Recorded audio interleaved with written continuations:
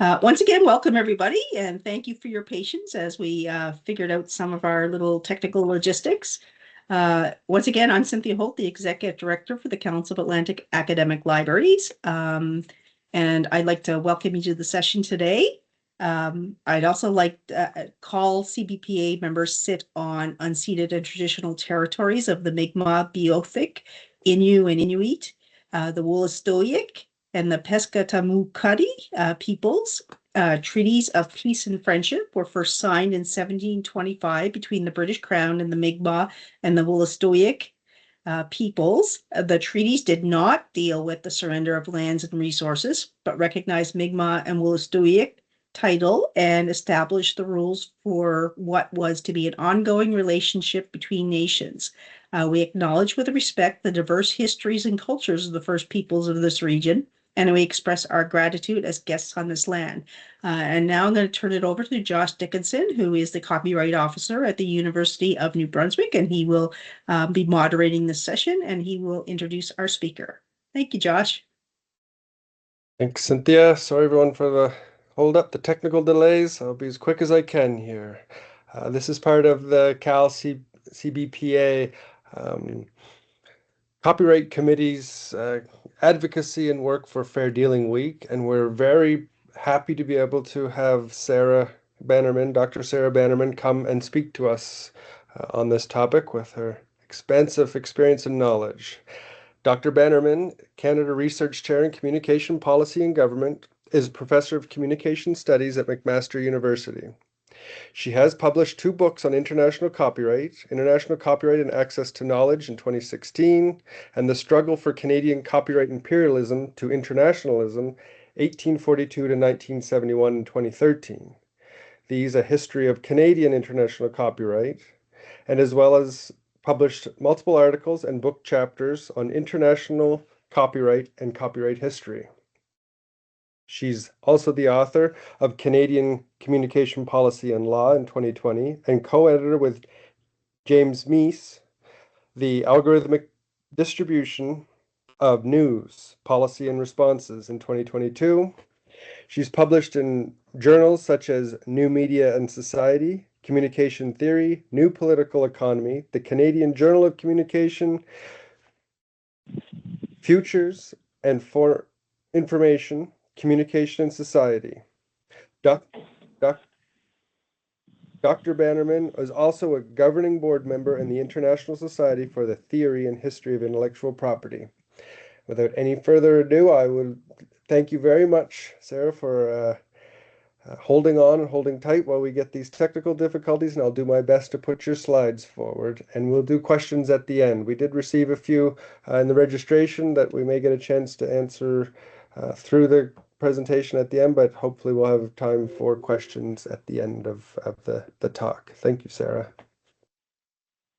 Okay, terrific. Thank you so much for that introduction, and can you hear me okay? I can hear you. Okay. Okay, perfect. I apologize for the technical difficulties and for not being there on video, but thank you all for your patience, and I really want to thank Josh and Cynthia and the Council of Atlantic Academic Libraries for the invitation to be here today, and I wanted to say happy Fair Dealing Week. It's really exciting to be kind of here to talk about fair dealing and to put it in some historical and some current context. If you could go to the next slide, Josh, that says outline on it. I thought I would talk today, first of all, a little bit about the history of fair dealing. I appreciated the comments that people did put in the registration, and I think there was one about the history of fair dealing, and I thought it would be appropriate to speak about that today a little bit. But then I also wanted to kind of zoom out and talk about fair dealing in the big picture of sovereignty, because there is kind of a big picture here that I think it's interesting to look at fair dealing in light of.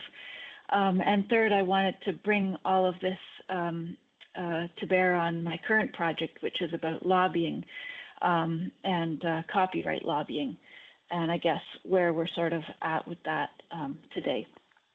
So if you could go to slide 3, Josh, just part 1, history of fair dealing, and then the next slide that says history of fair dealing.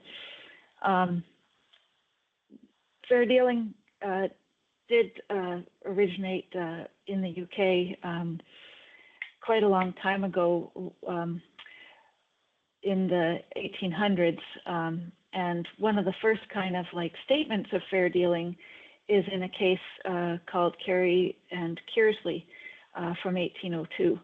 And if you could go to the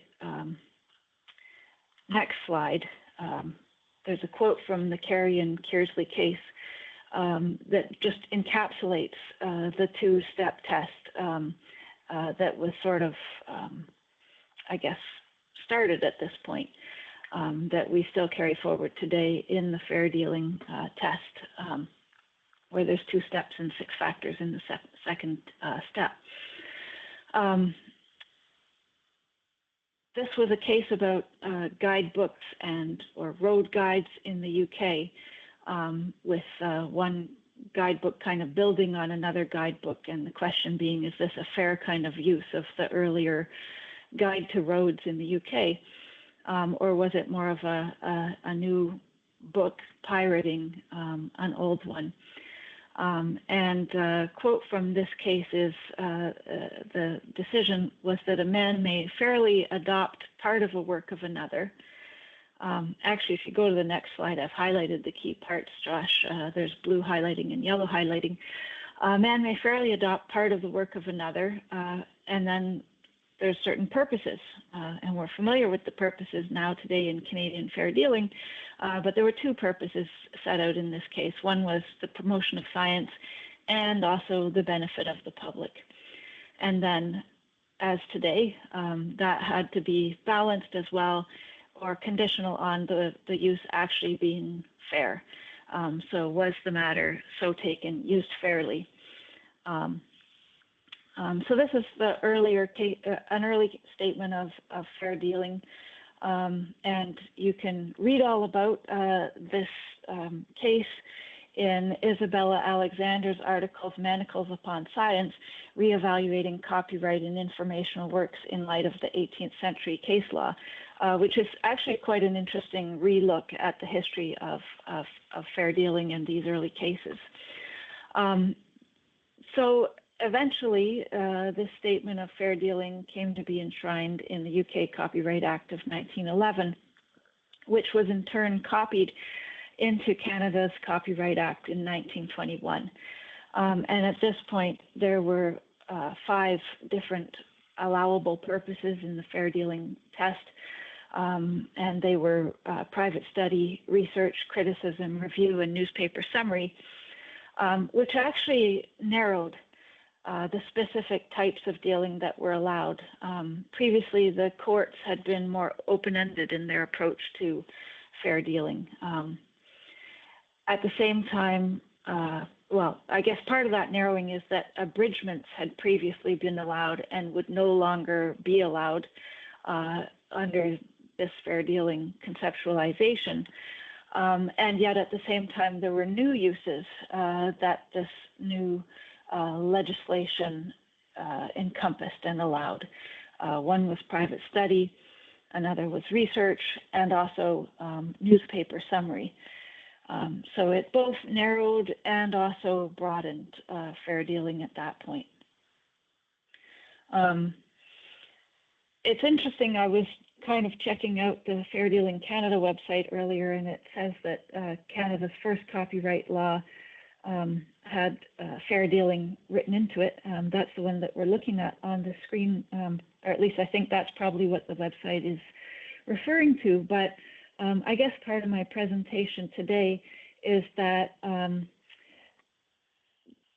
just part of the point of my presentation today is to point out that Canada's Copyright Act actually goes back, the history of Canadian copyright actually goes back quite a lot further than 1921. The 1921 and 1923-4 Acts were not actually Canada's first copyright acts. There were quite some number of exciting copyright acts before that, and actually some of Canada's most dramatic copyright moments happened far before 1921. And that's part of what I want to talk about today, because it actually does provide a lot of really interesting context, at least I think in my mind, to the history of fair dealing, and quite a bit of insight that I find is still relevant today, and maybe I'll be able to explain that. But I think some of the reasons for that is that the battles over user rights were actually even bigger than the battles over fair dealing. Big questions about whether imperial copyright law would be imposed in Canada, or whether Canada would be allowed to follow a more American model. These were the big questions that faced us before 1921. Because had we been allowed to follow a more American model, it would have allowed domestic reprinting of foreign works on a compulsory license. Probably would have meant that down the road we would have had the fair use model that the US has rather than the fair dealing model. So there's some big questions that come out of this history. In any case, returning to our sort of timeline history of fair dealing, my impression is that fair dealing was actually quite narrowly interpreted for its first century or so, starting in 1921 up until the 2000s. Other cases during the 20th century, like Bishops and Stevens or Michelin and Ka, emphasized quite narrow interpretations of fair dealing, and often emphasized that the Copyright Act was written to benefit authors, and so didn't necessarily see the Copyright Act as a balancing act or a balance between authors' right and users' rights as we tend to see it today. Josh, could I just check in? Is my audio coming through okay, and is everything all right that way? Your audio's come through fine for me, and you're on slide 7 of 33. Okay, terrific. Let's go to slide 8. Beginning around in the 2000s, and I think we're probably all or many of us familiar with this part of the history of fair dealing, is it's sort of like heyday, the real strengthening of fair dealing. Whether it's the CCH case in 2004 that really set out the 6-factor test of fair dealing and elaborated that in quite favorable terms, even stating that the fair dealing exception, like other exceptions in the Copyright Act, is a user's right, and also saying that it must not be interpreted restrictively. Then in 2012, the passage of Bill C-32, which added education, parody, and satire to the allowable purposes for fair dealing.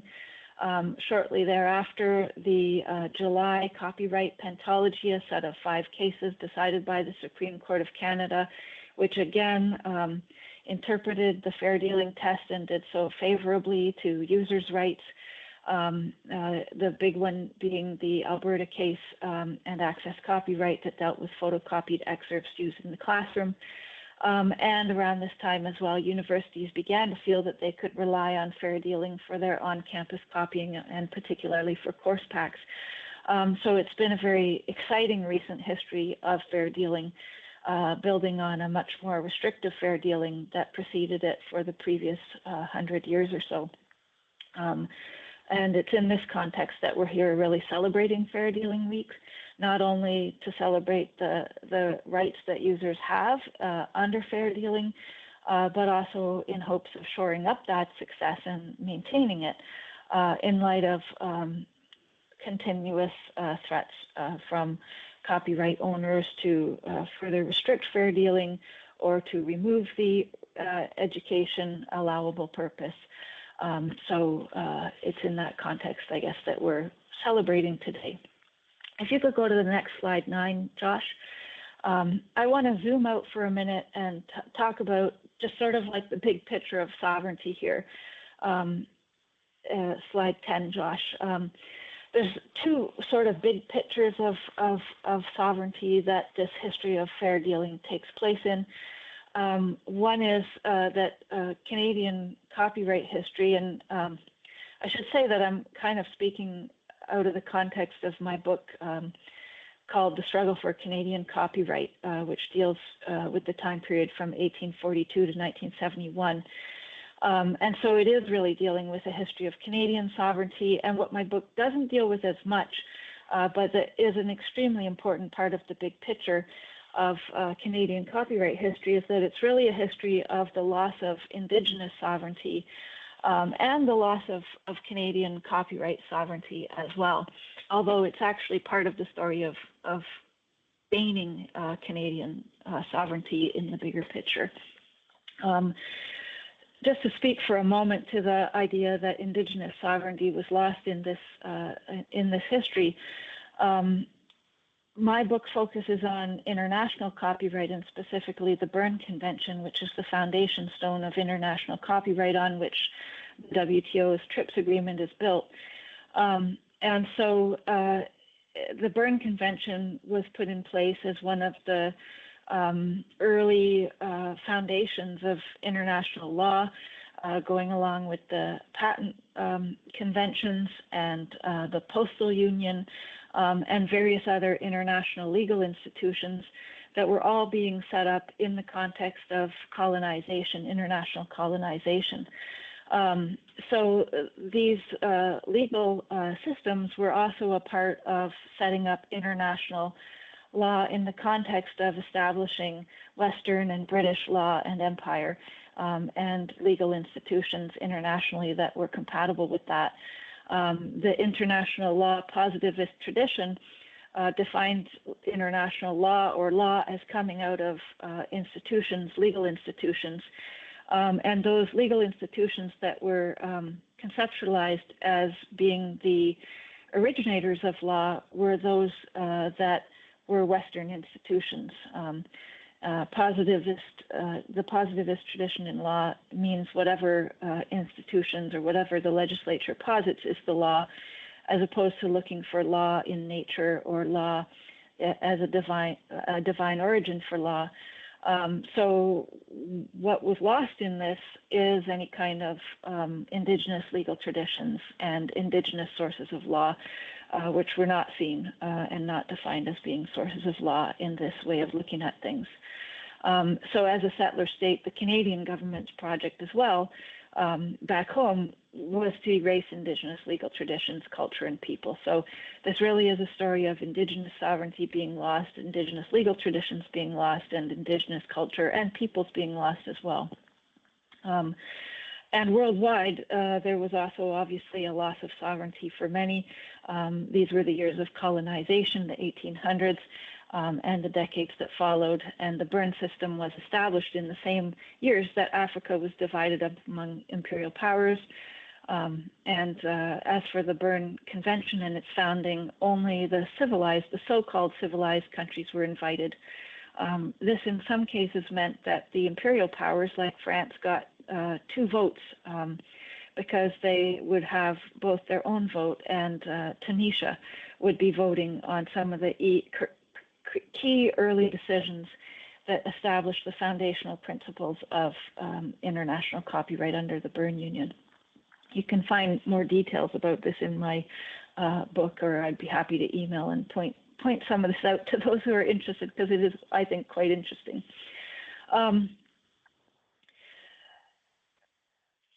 This is also a story of Canadian sovereignty lost. It's a story, the long history of Canadian copyright is a story of Canada having lost its sovereignty over Canadian copyright law. I'll come back to that. If you could go to the next slide, 11, Josh.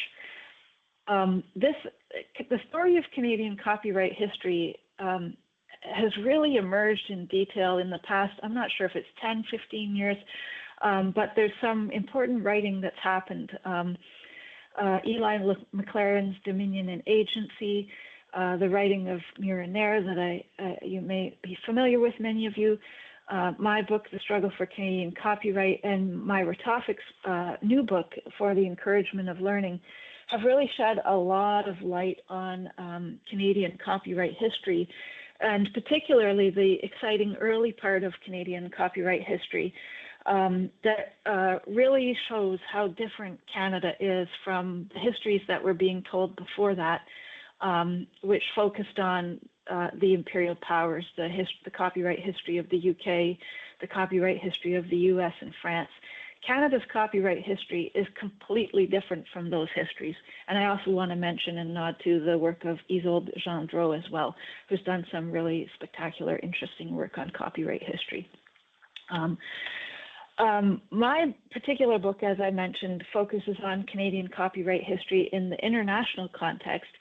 And that's partly because the international context has been so determinative of what has happened in Canadian copyright. You really can't understand Canadian copyright without looking at the international context, whether that's because we had a period of copyright imperialism where we did lose copyright sovereignty and our copyright was to a very great extent controlled by the UK between 1842 and 1911.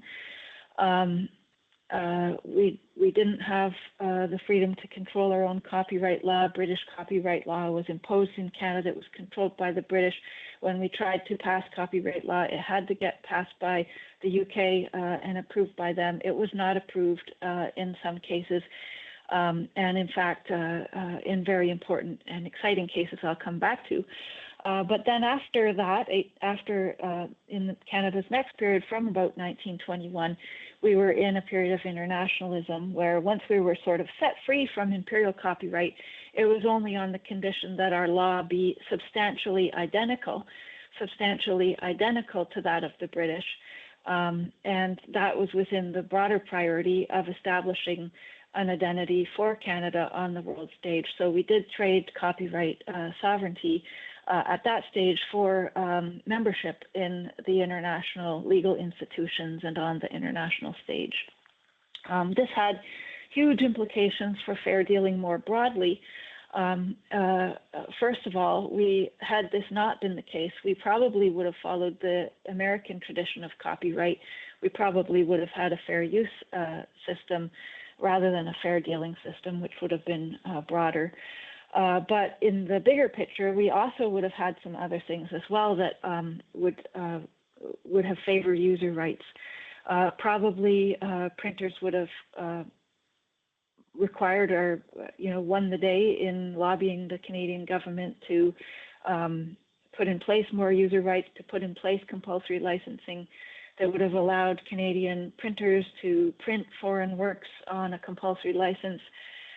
Eli McLaren argues that would have provided publishers with more capital to build their businesses. Actually, it would have established Canadian printers as publishers because at that point they didn't publish new works, they just printed stuff. So we might have had some more domestic publishers earlier that had more capital, therefore a more robust cultural industry. So there were really big stakes in these early decisions and in what was imposed on Canada through copyright imperialism. This all would have also, it's always easy to speculate and it's fun to do. Obviously, I can't tell what would have happened, but it's interesting to speculate that the dynamics of international copyright also would have been totally different. If Canada had been successful in its attempts to denounce the international copyright regime, the Berne Convention in 1889, other countries might have followed and it might not have survived, which is why the British didn't allow us to do that because they didn't want the system under Berne that they just established to collapse. And competing international copyright systems might have instead won the day, such as the Universal Copyright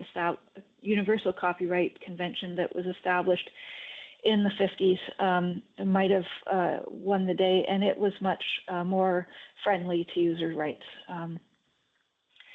So the whole history is important, I think, because it does show how long the implications of key moves last. These sort of critical junctures and the stakes of those that can last for decades and even a century. It shows also how radical some of the moments have been in copyright history, and to me that speaks to the fact that radical things can happen, and we might be at one of those moments right now. if you could go to the next slide, Josh, 13. Just to kind of speak a little bit about this history and go over it in broad strokes, there have been really key structural shifts in the history of Canadian copyright that have shifted its history fairly dramatically and significantly. The earlier and most significant structural shifts were between, or structural sort of conflicts, I guess, were between domestic printers, so printers in Canada, and authors abroad. Between 1842 and 1911, as I said, Canadian printers wanted to be able to reprint foreign works. There weren't too many domestic Canadian authors, and those who were in Canada tended to use foreign publishers, especially because there weren't very many Canadian publishers. So those were the concerns, those of printers, and they were user rights concerns because the printers were users in the sense of reprinting foreign works. They were the ones who carried the day. They were the stronger, more organized domestic group, and they were very successful in lobbying the federal government for what they wanted. Authors were not organized on the other side of the coin. So those printers' concerns dominated. Despite that, and despite the fact that those printers' needs and interests, and by extension, the interests of the Canadian public in having domestically, cheaply printed stuff to read, conflicted with what was being established under the Berne Convention. But being a British colony, Canada didn't have a seat at the table at those negotiations. The British were doing the negotiations as an imperial power, as wanting to establish a global market for British books and to maintain the Canadian market. So the Berne Convention was established and signed by the UK, and Prime Minister MacDonald, behind closed doors, did consent to sign the Berne Convention. But by 1889, in light of all of the concerns of domestic printers, the federal government decided to try or pass a copyright law attempting to denounce the Berne Convention and requested that the British denounce the Berne Convention on Canada's behalf for Canada.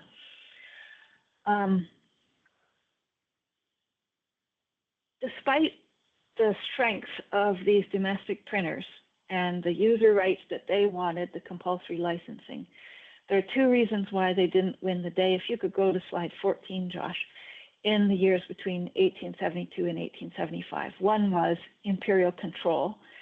The British would not give royal assent or denounce the Berne Convention on Canada's behalf. And second, there were very influential lobbyists, British lobbyists working with the Canadian government, and one lobbyist in particular named Frederick Daldy, who was working for British publishers. Canada passed domestic copyright law in 1872 that would have contained the desired compulsory licensing, and that was refused royal assent by the UK. By 1873, the UK had actually softened. A royal commission had happened, which actually recommended compulsory licensing. And at that juncture, it looked like the British would have actually consented to what Canada wanted and to potentially to a kind of copyright sovereignty for Canada. But Frederick Daldy intervened and worked with the Mackenzie Liberal government to say, no, no, no, we don't want that. We don't really need these compulsory licensing provisions. And so at that critical juncture, Canadian copyright sovereignty was set aside and was not achieved, with the kind of long-standing effects that Eli McLaren pointed to that I mentioned earlier about the effects on the Canadian printing industry and its potential. Copyright sovereignty was again thwarted during a set of negotiations between the British and the US about copyright in 1883. Those negotiations went on for longer, but in 1883, Daldy, along with the Minister or Deputy Minister of Agriculture that was in charge of copyright, Taché, intervened to again stop what was an imminent situation where they were going to give Canadian copyright sovereignty as a kind of way of getting Canada on board with these negotiations. Again, Daldy intervened and copyright sovereignty was again thwarted for Canada. That decision in 1883 actually became the basis for Macdonald's consent to join the Berne Convention. I'm on slide 15 now, Josh. Became the basis for Macdonald's 1886 decision to join the Berne Convention for Canada. Again, a decision that was taken behind closed doors. There was no parliamentary debate about this at the time. Parliamentarians were asking for information about the Berne Convention, were not getting it. And Macdonald just simply decided that Canada should be in accord with the mother country in the matter of copyright. Next slide. This is a document on the slide 16, that I was really excited to find in the National Archives.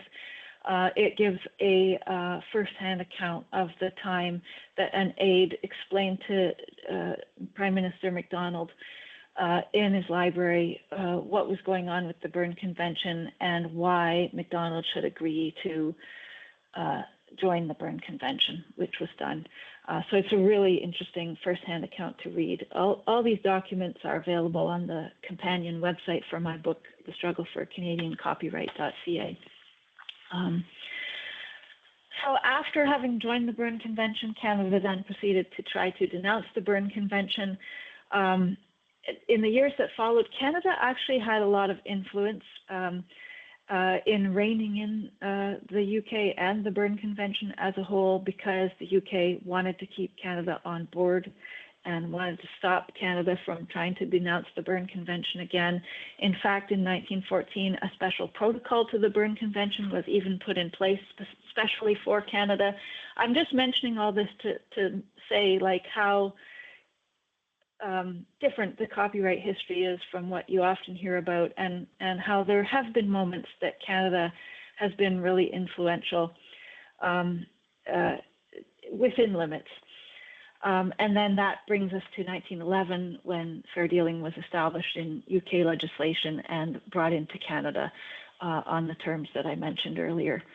Next slide, slide 18. So a takeaway is really that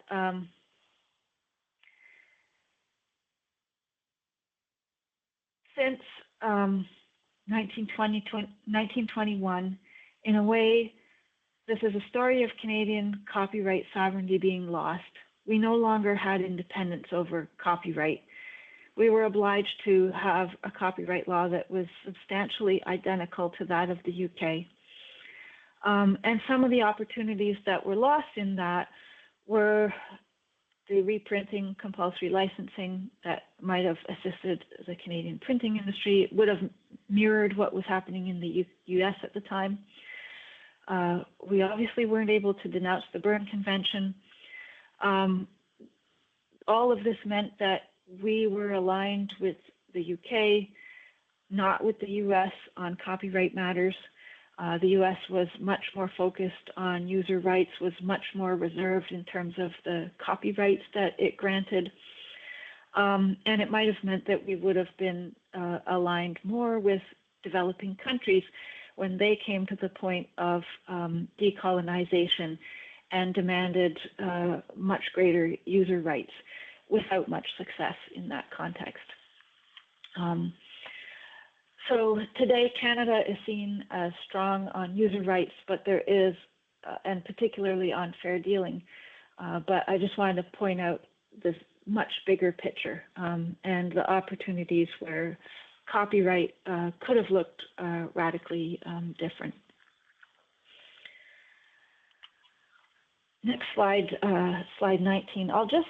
I won't spend long on this because I realize we might want to have a little bit of discussion.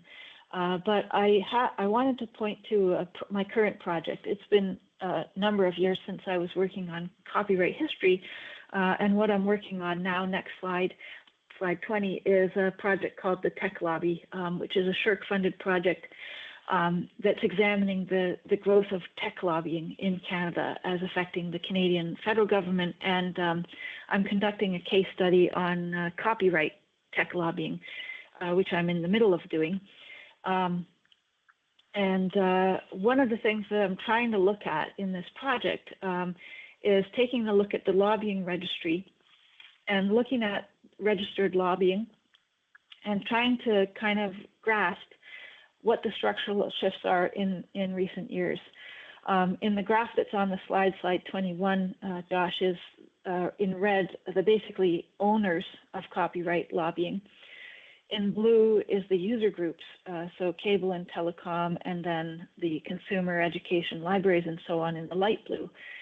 And then what you can see in this graph, which is actually a tiny bit misleading and not the final graph, but anyways, you can see in this graph, or what this graph highlights anyway, is the growth in tech lobbying from about 5% in 1996 to about 25% in 2023. And so one of the questions that I'm asking in the project is, what are the implications of that, of the much bigger presence of tech companies in Canadian copyright lobbying? Next slide. One of the things that we're also looking at is the revolving doors. This slide, slide 22, represents the number of revolving doors that different groups that are lobbying on copyright have. The dark blue is the copyright owning groups. The red is the tech companies. I should make my color scheme consistent. And the light blue is the sort of user groups. So I just want to highlight a couple things. If you stack the dark blue together, the owning industries, they would have the most revolving doors. And what I mean by that is the revolving doors where public office holders are going into lobbying and becoming lobbyists. So the owning industries have a lot of revolving doors. And the tech companies, represented by the leftmost red column, also have a lot of revolving doors as well. So do the technology companies. The thing I want to really highlight on this slide is the smallest bar, which is education, research, libraries, archives, and museums. And you can see how few comparative revolving doors those groups are able to have access to in their registered lobbying. Another thing we're looking at is the extent of lobbying of ministers, of members of parliament. This slide just looks at tech companies, but you can see that Amazon and Google are lobbying. This is about copyright across all the different political parties. Some of the tech companies are lobbying more narrowly. And I guess the next step for this part of the research is to look at how all the industries, and particularly civil society groups, and whether and how their lobbying of MPs compares. We're looking also at various different types of influence of tech companies relative to civil society groups on civil society. And I'm just going to end off, and I'll just sort of bail on my slideshow here. I'll just end off by saying that although it looks like tech companies and media groups and copyright owners are very powerful, maybe I'll just ask you to go to slide 25 if you've still got the slides open, Josh, which has a picture of a book on it called Lobbying and Policy Change. And one of the interesting takeaways from this book is that the people and the groups with the most lobbyists and the most powerful lobbyists do not always win. In many cases, civil society groups, because they do represent the public and are seen as having greater legitimacy because of that, they do have very significant wins that happen in lobbying, despite their relative lack of power. So I think we can see instances of that happening in a variety of different areas of legislation, possibly including in copyright. And I think I'll just, end my presentation there. Actually, if you still have the slides, Josh, slide 27 has the URL for the book site, and it shows that you can get there's all kinds of archival documents on there if you're interested in Canadian copyright history. A lot of the documents that go with the book are there. So, okay, thank you. Thank you, Sarah, very much. That was enlightening. I had a chance to be part of your survey a few months back, and it opened my eyes to lots of the places where you can find some of that lobbying registry data online, the Canadian government website, and the work that libraries and education institutions are doing, and some of the interests they're focusing on. And it's fascinating to see some of the work that's happening, but a little bit scary to see where maybe some of the more intense and well-funded work is happening as well. I'm not sure. I'll close the slideshow so that I can see the chat here. I think I will. Stop sharing my screen, I believe. There. Okay, so I've got the chat open here. If somebody wants to either raise their hand or put a question in the chat, I'm happy to read it out. Are there any questions at the moment that someone would like to ask Sarah? I think, while we're waiting for Jacqueline. somebody. Oh, good. I've got my hand up, Josh, so I can Great. ask the yeah, question. if someone can help me with that, I think I Yep. can't quite see it. Yep, I'll help you with that. Sure thing. Hi, Sarah. My name's Jacqueline Chambers-Page. I'm the copyright librarian at Dalhousie, and we've actually been in contact because they're going to be joining us at EBC as well. So my question is more to do with the history of copyright in Canada, and I'm just wondering if you have any thoughts on how it is that we still have Crown copyright and why we haven't dropped it yet. Oh, I really don't know, to be honest. That would take a whole interesting investigation. Yeah, I mean, I guess my best guess would be just that it's still there. I mean, I have never sort of taken a specific look at Crown copyright, but I wonder if it was just sort of part of the British tradition. Do you have any thoughts or insight into the Crown copyright issue? Other than I wish it would just not be there as an additional barrier to open government. I just it just seems like a weird colonial kind of holdover, like with sovereignty issues. I don't know why it's still there. So, anyways, thanks. Yeah. I mean, it's certainly an issue actually that I came upon myself in my own archival research because I was at the National Archives and accessing documents, and there were occasions when the archivists or librarians, whichever, were sort of saying that I couldn't access certain documents because of Crown copyright. And I was able to convince them, and I was able to access the documents in the end, which was great. But yeah, it's certainly an issue. Thank you. Thanks for the talk. It was great. Thank you. I see, Sarah, you've got a question there. Go ahead. Well, actually, I had a comment actually about Crown copyright. I think the reason why we still have Crown copyright is because still technically we have a king.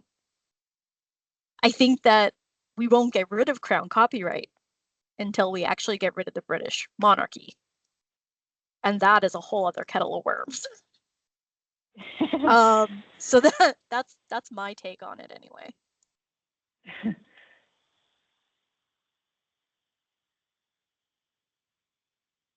Go ahead, Corinne. Hi, yeah, thank you. That was a great talk. I read some of your stuff, Sarah, for my thesis, which I wrote on fair dealing. Oh, thank you. But I wanted to ask you if you foresee, and I don't mean to suggest that you're a fortune teller at all, but I wanted to know if you foresee copyright intellectual property rearing its head in our current sovereignty battle that's, very public with the United States. If you first see it in, the tariffs, counter tariffs, spats between Washington and Ottawa, and maybe some of it has come up and I just haven't noticed in the news, but I'd love your thought on that very, very current issue. Oh yeah, I mean, I haven't heard any specific news about that, but I guess I have heard speculation that basically Canada's sort of cultural industry provisions generally could be threatened, and so I wouldn't be surprised at all if there were implications for Canadian copyright. And in how that comes into any future trade negotiations. One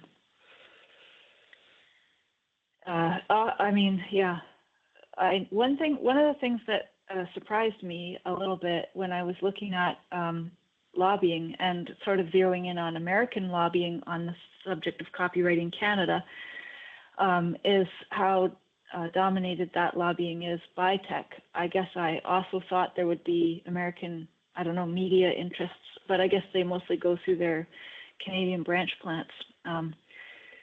And anyway, so I think that tech and copyright, could well become part of things, whether it's earlier or in the context of negotiations, new trade negotiations or something. Thank you. Cool.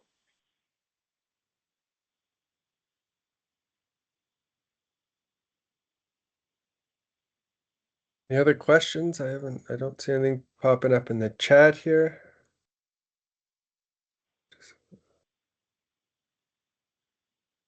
Great. Well, apologies for the technical difficulties, Sarah and everyone I apologize. on the call. No, that's the price of doing business online, I guess. But we really appreciate you making this time and coming to talk with us and giving us some of the timeline and some of the trajectory of the influences, international influences, and the role that Canada was able to play. But we really appreciate the work you do here and the advocacy that you do for copyright for libraries and that small little graph on the side for educational institutions. Right. Okay. Thank you. Well, Thank you thank so you much. so much.